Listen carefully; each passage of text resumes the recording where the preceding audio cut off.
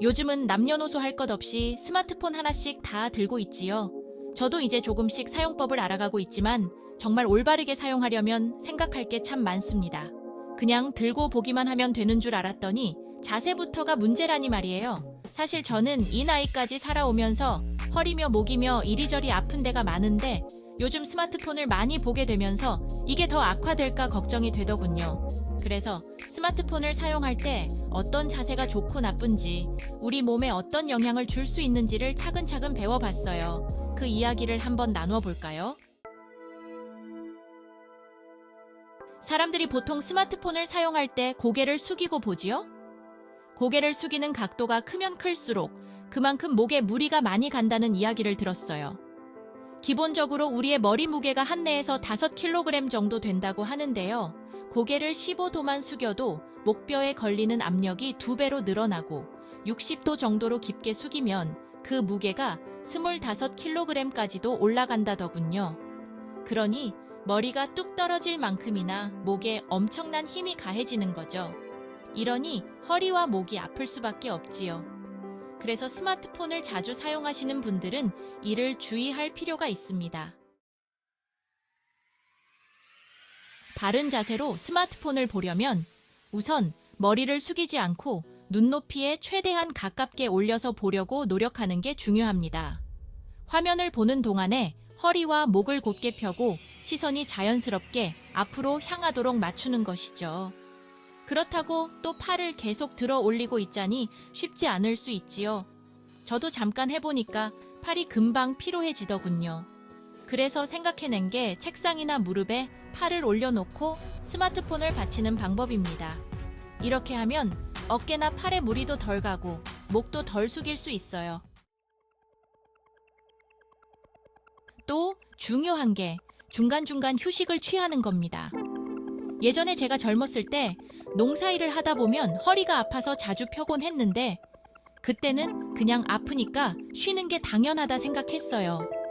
근데 스마트폰은 안 아프다가 갑자기 딱 아프다고 느껴지는 경우가 많다 보니 얼마나 쉬어줘야 하는지 잊을 때가 많아요. 하지만 20분 정도 집중해서 보고 나면 1에서 2분씩은 꼭 화면에서 눈을 떼고 몸을 움직이는 것이 좋습니다. 목을 살짝 돌리거나 어깨를 풀어주면서 잠깐씩 쉬어주면 훨씬 덜 피곤해지고 목이나 어깨의 통증도 예방할 수 있지요.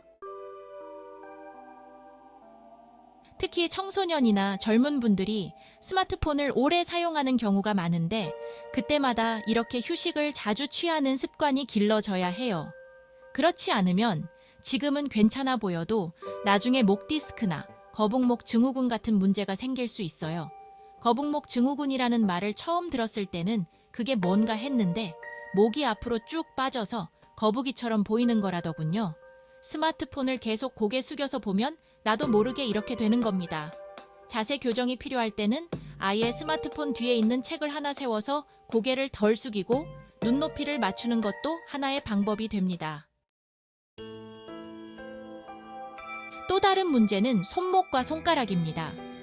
저도 스마트폰을 사용하면서 자꾸 손목이 시큰거리는 걸 느끼곤 하는데 특히나 메시지를 많이 보내거나 게임을 하다 보면 손가락 관절에도 무리가 많이 가게 되지요. 엄지손가락으로 타이핑을 많이 하면 손목을 반복적으로 사용하게 되는데 그게 손목 터널 증후군의 원인이 될 수 있다고 해요. 손목이 아프면 정말 괴롭거든요.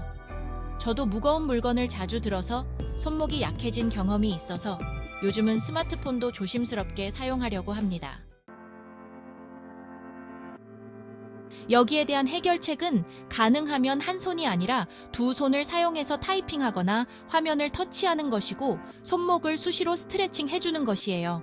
손목을 천천히 돌리거나 손가락을 하나씩 당겨주는 간단한 스트레칭만으로도 손목에 가해지는 부담이 많이 줄어듭니다. 그리고 가급적이면 장시간 타이핑을 피하고 필요할 때는 음성 입력 기능도 활용하면 손목이 훨씬 편해지지요. 스마트폰 화면의 밝기도 몸에 영향을 미칩니다. 너무 밝게 해놓고 보면 눈이 금방 피로해지잖아요. 사실 스마트폰 화면은 하루 종일 가까운 거리에서 보게 되는데 이게 눈에는 매우 힘든 일이에요.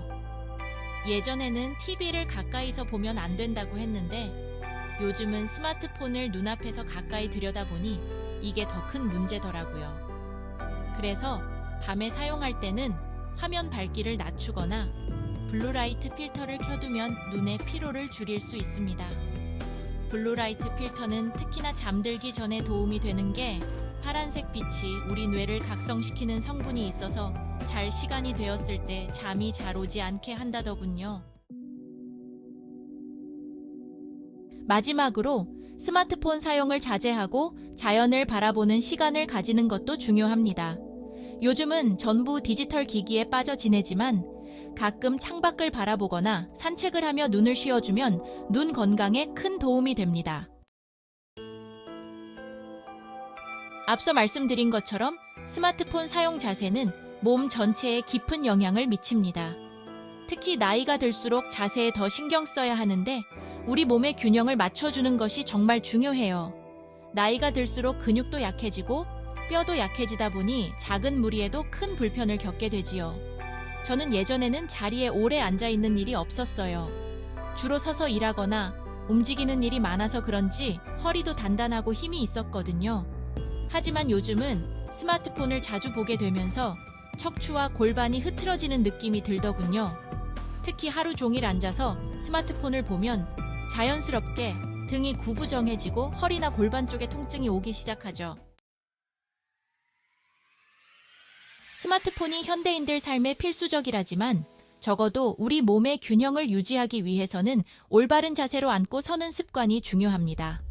스마트폰을 사용할 때 허리부터 골반까지 연결되는 자세를 바르게 잡아주는 방법으로는 등받이에 등을 기대거나 발을 땅에 단단히 붙여 균형을 잡는 것이 좋다고 해요. 그리고 스마트폰 사용 시에만 몸을 신경 쓰는 것이 아니라 평소에 체력을 유지하고 근육을 단련하는 것도 필요합니다. 저는 간단한 스트레칭을 통해 자세를 바로잡으려고 노력하고 있어요. 예를 들어 앉아있는 시간이 길어지면 중간중간 허리와 어깨를 펴고 허리를 꼿꼿이 세워주는 것만으로도 자세가 많이 개선됩니다. 요즘은 스트레칭 방법이 다양한데 몸을 돌리거나 목을 좌우로 천천히 움직이는 기본적인 동작만으로도 효과가 있다고 하지요. 게다가 스마트폰 사용은 우리의 정신에도 영향을 끼쳐요. 사람들 사이에 디지털 피로라는 말이 있을 정도로 스마트폰을 오래 사용하면 머리가 멍해지고 집중력도 떨어진다는 연구 결과가 많이 나와 있어요. 이런 이야기를 듣다 보면 참 놀랍기도 하고 씁쓸하기도 합니다. 요즘 젊은 사람들, 아이들까지도 스마트폰을 들고 다니는데 정작 책이나 신문을 읽는 모습은 점점 보기 힘들어지고 있어요. 스마트폰으로 짧고 간단한 정보에만 익숙해지다 보면 집중력이 약해지고 깊이 생각하는 능력이 줄어들 수밖에 없어요. 저도 요즘은 손주들과 대화할 때 그런 점을 느끼곤 하지요. 뭔가 복잡한 이야기를 하면 금방 집중이 흐트러지고 단순한 정보만 주고받으려고 할 때가 많거든요. 그래서 저는 손주들에게도 가능한 스마트폰 사용 시간을 줄이고 책이나 글을 읽는 시간을 늘리라고 조언합니다. 또한 스마트폰을 많이 사용할수록 정신 건강에도 악영향을 줄 수 있습니다. 잠들기 전에 스마트폰을 많이 보면 깊은 수면에 방해가 될 뿐 아니라 마음의 평온도 유지하기 어려워요. 예전에 비해 현대인들이 불안감이나 우울감을 더 자주 느끼는 이유 중 하나로도 스마트폰의 과도한 사용을 꼽을 수 있어요.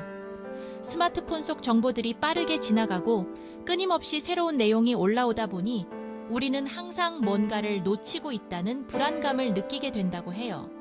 그래서 저는 요즘 스마트폰 사용을 줄이고 차라리 한적한 공원을 산책하거나 음악을 들으면서 마음의 안정을 찾으려고 노력합니다.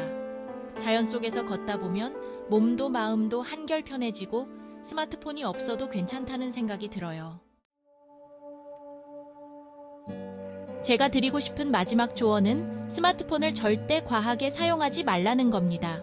물론 저도 사용해야 할 때가 많고 이젠 스마트폰이 참 편리하다는 걸 알지만 그만큼 우리의 몸과 마음에 무리가 간다는 사실을 잊지 말아야 합니다.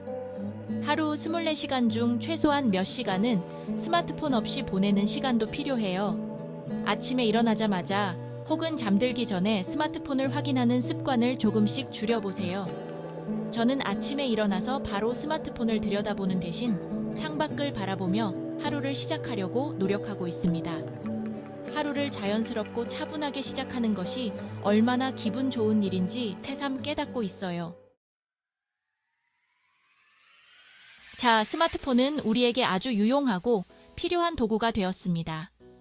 그러나 이 도구를 어떻게 사용하느냐에 따라 우리의 건강과 행복이 크게 달라질 수 있다는 점을 항상 기억해야 합니다.